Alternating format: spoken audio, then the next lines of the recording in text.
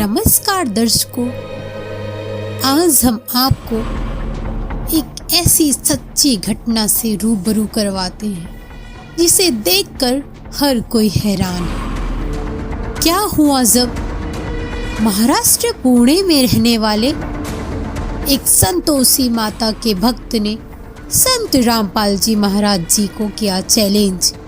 कैसे हुआ सतभक्ति से चमत्कार, सुने आप भी। बाद में मैं बोला देखो परमात्मा ने मुझे 60 लाख का मुझे काम दिया है। भगत मती को भी विश्वास नहीं। मैं बोला देखो मेरे अकाउंट में पैसा है और 500 रुपये का मिठाई लेके गया था बगीचा। मेरा बच्चा था ना, मैं जब मिठाई भी इसके लिए लेने के लिए जाता था दुकान में तो मेरे पास पैसा नहीं रहता था। मैं सोचता था कि मैं तेल लेके जाऊं कि मेरे बच्चे के लिए 5 रुपये का कैडबरी लेके जाओ। इतना मेरी हालत खराब थी, मुझे कुछ भी समझ में नहीं आता था। नमस्कार। नमस्कार सर जी। क्या नाम है आपका? अमर चक्रधारी भगत। कहाँ से आए हैं आप? सर वैसे तो छत्तीसगढ़ से हूँ मगर रहता महाराष्ट्र पुणे में।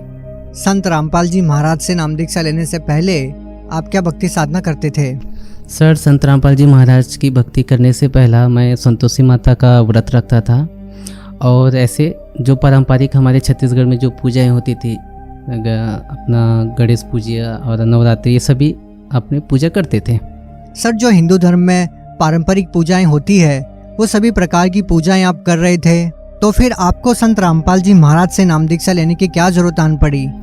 सर ये सब पूजा करते हुए भी अपने को ये खाली कुछ भी लाभ नहीं होता था। भगत इतने सारे अपन पूजा करते थे मगर अपने हाथों में कुछ भी नहीं आता था। बहुत सारी पूजा करने के बाद ऐसा दिखता नहीं था कि अपने को कुछ लाभ हुआ हो अपनी ज़िंदगी। इसलिए थोड़ा सा कि पिताजी ने हमको ये बोला कि भाई ऐसा भक्ति है तो आप करके देखो। तो हम वो बार बार इग्नोर करते थे कि हाँ इस बाबा के चक्कर में पड़ेंगे और अपना ठीक है, इतना अपना अच्छा चल रहा है।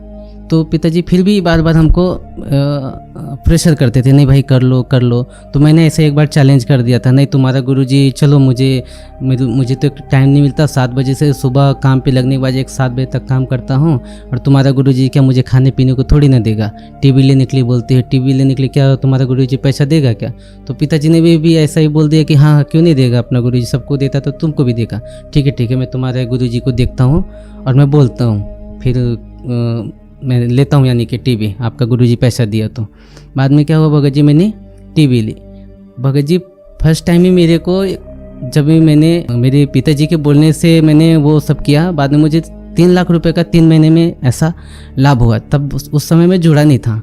बाद में मेरे दिल में ऐसे जगह बन गई, यार इतना ये कैसा क्या हो गया। तो बाद में पिताजी ने मैं बोला देखो कितना तुमको अच्छा लाभ हो गया, अभी तुम क्या करो, नाम दीक्षा लो और वो भक्ति करो। तो मैं उनको झूठ मूठ का ऐसे ही बोल दिया ठीक है अपन करेंगे।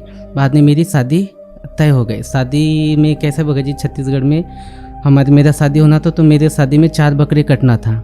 4 बकरे कटना था तो उसके जितने भी ब्लड है ना, उसमें मुझे चल के हमारा जो कुल देवता है, मेरे पिताजी को तो अलग कर दिए थे समाज से, मगर जो हमारे कुल देवता है उसमें मुझे पाँव में चल के वो निशान करके मुझे कुल देवता के पास में जाना था। तो मैं मेरे चाचा लोग को बोला कि मुझे ये नहीं होने वाला है, आप लोग कुछ दूसरा रास्ता निकालो। तो सब लोग गांव वाले बोलने वाले, घर वाले बोलने नहीं ये तूने नहीं किया तो तू मर जाएगा। तो मैं बोला नहीं मुझे मालूम नहीं, मैं मर जाऊँगा जिंदा हो जाऊँगा, ये मुझे मालूम नहीं, मुझे ये अच्छा नहीं लग रहा, मुझे नहीं करना है। सब लोग ने बोला कि पहले इसका पापा पागल है, इस लाइन में जुड़ने के बाद में अभी बेटा भी कैसा रूखा बात करता है, अभी इसके घर में कुछ तो बड़ा कलेश होने वाला है।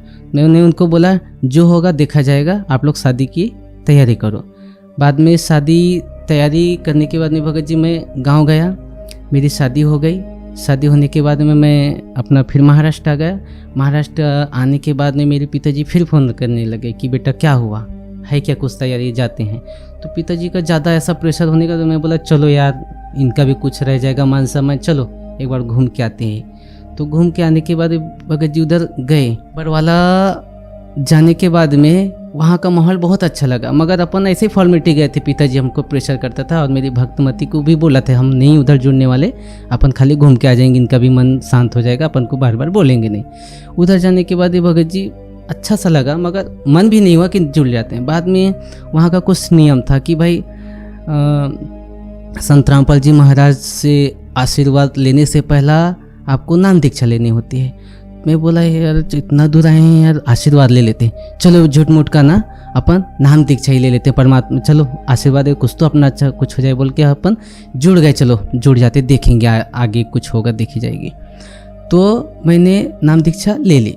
नाम दीक्षा लेने के बाद में फिर लाइन में लगा, माइयों की तरफ से परमात्मा आशीर्वाद देते देते आए, फिर हमारी तरफ से फिर परमात्मा आशीर्वाद देते देते गए। मुझे आशीर्वाद देने के बाद में भगत फिर माइयों की तरफ में गई आशीर्वाद देने के लिए।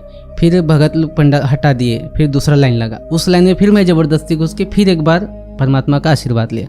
बाद में मुझे अच्छा सा सुकून अच्छा लगा, ऐसा लगा कि जैसे कि मुझे कुछ बोझ सर से हट गए। ये दुनिया का झंझट ही ऐसा है कि उधर कहाँ मर रहे थे, इधर ही चलो ठीक ठाक है, कुछ लफड़ा नहीं है, यहाँ सब अच्छे विचार वाले लोग रहते हैं। बाद में मैं मेरी भगतमती के पास गया कि यार चलो भाई तुम भी जुड़ जाओ, अच्छा मुझे लग रहा। फिर वो मेरे से झगड़ा करने लगी कि मैं इसी कारण तुम्हारे साथ नहीं आ रही थी, तुम मुझे मालूम था तुम जुड़ने वाले हो, मुझे झूठ मूठ कर लेके आ गए। तो सर जब आपने संत रामपाल जी महाराज से नाम दीक्षा ली, संत रामपाल जी महाराज से नाम दीक्षा लेने के बाद क्या कोई लाभ भी मिला आपको? हाँ, लाभ तो बहुत सारा मिला सर जी। जब हम लोग महाराष्ट्र आए, मेरी भगतमती प्रेग्नेंट थी। मेरा ये लड़का होने के बाद में भगत जी उनका एक स्तन से दूध आना बंद हो गया।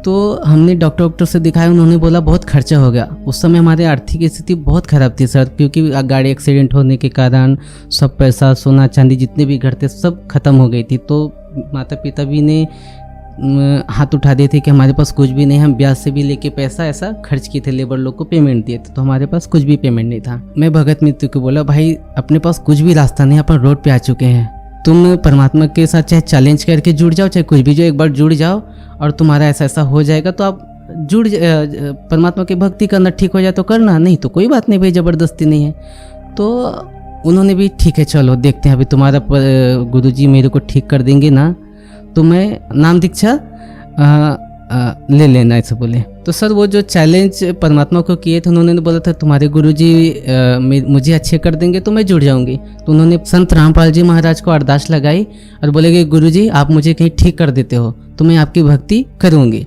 मेरी पत्नी की सीना इतनी फूलती जा रही थी क्योंकि दूध बाहर नहीं निकल पा रहा था, पूरा ब्लॉक हुआ था। इसके कारण धीरे धीरे पूरी बॉडी दूध के कारण भर गई थी, निकल भी नहीं रहा था और वो दर्द कम नहीं हो रहा था। बाद में संत रामपाल जी महाराज को चैलेंज किया कि आप मुझे बिना पैसे के यदि ठीक हो जाता है तो आपके संत रामपाल जी महाराज से मैं नाम दीक्षा ले लूँगी। तो मैं बोला ठीक है, आपके संत रामपाल जी महाराज सब ठीक करेंगे, आप पहले दीक्षा ले लो। उन्होंने अरदास लगाई, भगवान आप मेरी ये प्रॉब्लम है सॉल्व कर दो, हमारे पास पैसा कुछ भी नहीं, हमारी आर्थिक स्थिति खराब है, डॉक्टर भी ऑपरेशन के लिए बोल रहे हमारे पास पैसा भी नहीं, हमारी आर्थिक स्थिति भी बहुत खराब है, आप हमारे ऐसा हमारा प्रॉब्लम सॉल्व हो जाएगा तो मैं आपकी भक्ति करूँगी। तो परमात्मा की ऐसे चमत्कार हुई भगत जी, बिना दवाई के एक 15 से 20 दिनों के अंदर में वो स्वस्थ हो गई। वो फिर फूट के वहाँ से मवाद निकला, फिर धीरे धीरे उसमें हमने मेडिकल में ही जा के एक 20 रुपए का पाउडर होता है वो डाल के ऐसा उसको दवाई लगा के ठीक हो गया। डॉक्टर के पास में गया नहीं कि बड़ा ऑपरेशन का ऐसा कुछ खर्चा ही नहीं आया। फिर संत रामपाल जी महाराज के कारण मेरी धर्मपत्नी की तबीयत ठीक हो जाने के कारण उसको पूर्ण लाभ हुआ।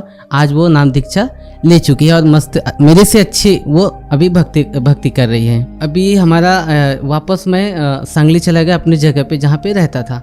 वहाँ जाने के बाद अपना आर्थिक स्थिति थोड़ा खराब हो गया था। उसके बाद में हम गांव जाने वाले थे, मेरे पास लास्ट 500 रुपये ही बचा था। तो सर जी मेरे पास लास्ट 500 रुपये थे, तो हमने नियोजन कर लिया था कि भाई चलो महाराष्ट्र से छत्तीसगढ़ जाते हैं और अपना कुछ नहीं है, इधर पूरा बिजनेस थोड़ा सा लॉस हुआ, अपन उधर ही जाके कुछ तो खेती बाड़ी करेगी। सर जी वहाँ से फिर मेरे को एक फ़ोन आया, संत रामपाल जी महाराज से हमने अरदास लगाई थी, तो परमात्मा ने संत रामपाल जी महाराज ने वहाँ से उनका आदेश आया था कि परमात्मा दया करेंगे, आप लोग भगवान की भक्ति करते रहो। संत रामपाल जी महाराज का ऐसा आदेश आया।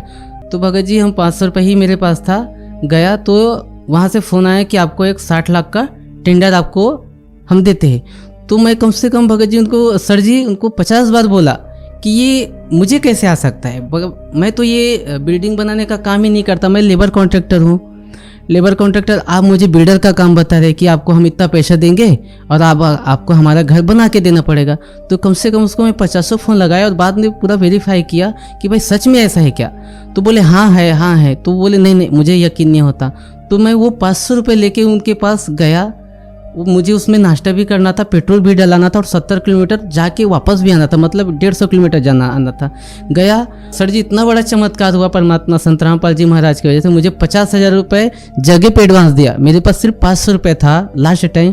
जब मुझे 50,000 रुपये दिया तो मेरी वहाँ पे आंसू निकल गए। मैं बोला भगवान ये क्या मेरे पास इतना बड़ा चमत्कार होगा कि मैं यहाँ का अनजान, मैं छत्तीसगढ़ का रहने वाला, ये मुझे 50,000 कैसे दे दिए, क्या हुआ कैसे हुआ बोल के।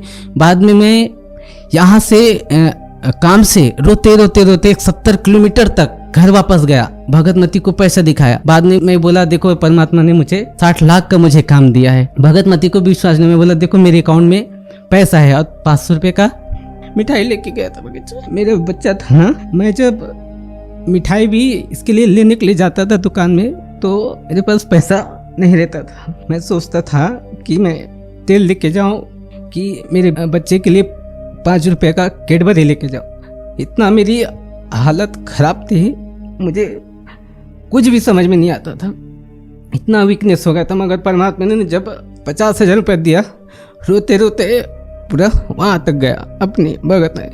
मेरी भगतमती भी इतना रोने लगी।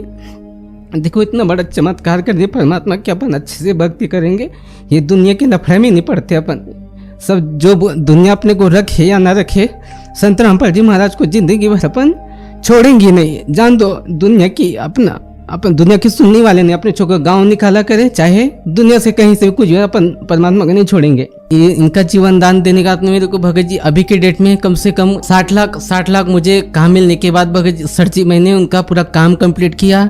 कम से कम 1.5 करोड़ का अब तक काम किया उनका भी। मेरा काम अभी कम से 8 साइड मैंने फाइनल किए हैं। 3 काम मिलने के 60 लाख का टेंडर हुआ, वो फाइनल किया। बाद में मुझे 3 काम और मिला कम से कम 40 लाख का, वो फाइनल किया। अभी कम से कम मेरा 25 लाख का काम चालू है, वो मैंने अभी पेंडिंग है, आधा अधूरा काम है। मेरा घर में रहने का नहीं तकलीफ था भगत जी, बारिश हुआ तो 10 ठिकाने से पानी नीचे गिरती थी। संत रामपाल जी की दया से अभी मेरा 4 मंजिल का घर बनाया हूँ। अभी कुछ दिन पहले अभी मैं सोल्ड 4 व्हीलर गाड़ी लिया है, जो मेरे गांव में किसी के पास गाड़ी नहीं। 8 लाख की सोल्ड गाड़ी लिया है। पूरे गांव वाले बोलते हैं कि भाई इनके पास क्या सोने का खान मिला है। मगर उनको बोलते सर जी कि भाई संत रामपाल जी महाराज के शरण में आने के बाद में हुआ थोड़ा तकलीफ हुआ स्टार्ट में। परमात्मा अपनी वाणी में बोलते हैं कि धीरे धीरे रे मना धीरे सब कुछ होए, माली सिंचे 100 घड़ा ऋतु आए फल होए। सर मैं लुट पिट चुका था, सिर्फ मैं लास्ट में मेरा 500 रुपये ही था। परमात्मा की दया, संत रामपाल जी महाराज की दया की वजह से 60 लाख का मुझे काम मिला। अभी मेरे करोड़ों का बिजनेस चालू है। 4 मंजिले का घर टिका लिया हूँ। मेरे गांव आसपास, मेरे गांव में क्या सर जी, आसपास की एक 20 किलोमीटर 50 किलोमीटर आप भी घूमेंगे तो किसी का 4 मंजिल मकान नहीं है। सोल्ड मैंने गाड़ी ले ली। अभी परमात्मा की दया से, संत रामपाल जी महाराज की दया से अभी भगत जी मैं अपने एरिया में टॉप में हूँ। सब बोलते कि भाई ये अच्छे लाइन में जुड़े। पहले तो हमको कोसते थे कहाँ ये अपने ज़िंदगी बर्बाद कर। अभी इस परमात्मा का भी उन लोग भी बोलते संत रामपाल जी महाराज का ज्ञान अच्छा है और वो भी अभी सहयोग करते हैं मेरे गांव में। आपको मैं एक और बात बताना चाहता हूँ। जब हम गांव में रहते थे तो हमारा दारू का धंधा था, चिकन मटन का धंधा था, बकरी बेचते थे, मुर्गी बेचते थे, कबूतर, ये सब चीज़ बेचते थे। हम क्या करते थे, 10 दारू की जो बोतल रहती थी उसको हम खोल के 10 का उसमें पानी डाल के उसको 15 बनाते थे और उसको सही तरीके से लेवल लगा के सब बेच देते थे। मतलब 2 नंबर का काम सब करते थे। फिर सिगरेट पीता था मैं, इतना सिगरेट पीता था कि मेरे हाथों से सिगरेट हटती नहीं थी। जब तक मेरा 2-3 पैकेट 4 पैकेट खत्म नहीं होता था, 12-1 बजे 2-2 3-3 बजे तक जगता था। सर हमको टेंशन आ गई थी कि परमात्मा संत रामपाल जी महाराज के नियम में लिखा था तुमको यही नहीं करना, तुमको शराब नहीं बेचना, कुछ ये बकरी नहीं बेचना, बकरी नहीं काटना, ये नहीं करना। वो तो हमको टेंशन आई कि हमारा घर गृहस्थी कैसे चलेगा। संत रामपाल जी महाराज की दया से अभी ऐसा दया भगत जी मेरा भी करोड़ों का बिजनेस है। सब धंधा वो गोरख धंधा छोड़ने के बाद में अभी देखो भगत जी मेरे एरिया में परमात्मा ने मुझे शिखर पे पहुंचाया। अभी मुझे 1 रुपए की कहीं किसी से हाथ फैलाने की किसी की गरज नहीं है कि मैं किसी से 5 रुपए मांगू या 10 रुपए मांगू। परमात्मा ने मुझे शिखर पे पहुंचाया है। सर जी मैं परमात्मा मैं अपने संत रामपाल जी महाराज के लिए ये शब्द उच्चारण करता हूँ, क्योंकि मेरा भगवान और सब कुछ मेरा संत रामपाल जी महाराज। मुझे तो पता नहीं कि कौन क्या है, मगर मेरे लिए संत रामपाल जी महाराज मेरे लिए भगवान है। सर, आप भगत समाज को क्या संदेश देना चाहते हैं? सर, भक्त समाज को क्या संदेश दूंगा कि मेरा देखो ना सर जी, मेरा पहला कैसा था, हम लोग इतने दारू बेचते थे, सब बुरी सी बुरी धंधा करते थे, फिर भी हमको बरकत नहीं मिली। मगर संत रामपाल जी महाराज के शरण में आने के बाद में पूरी बुराई छूट गई और मेरा 500 रुपये लास्ट था। अभी परमात्मा ने उसको करोड़ों में परिवर्तन किया। ये मेरे साथ में लाभ हुआ है, चमत्कार हुआ है मेरे साथ में। तो आप भी आइए परमात्मा के संत रामपाल जी महाराज के शरण में और अपना जीवन कल्याण कराइए। जी बहुत बहुत धन्यवाद।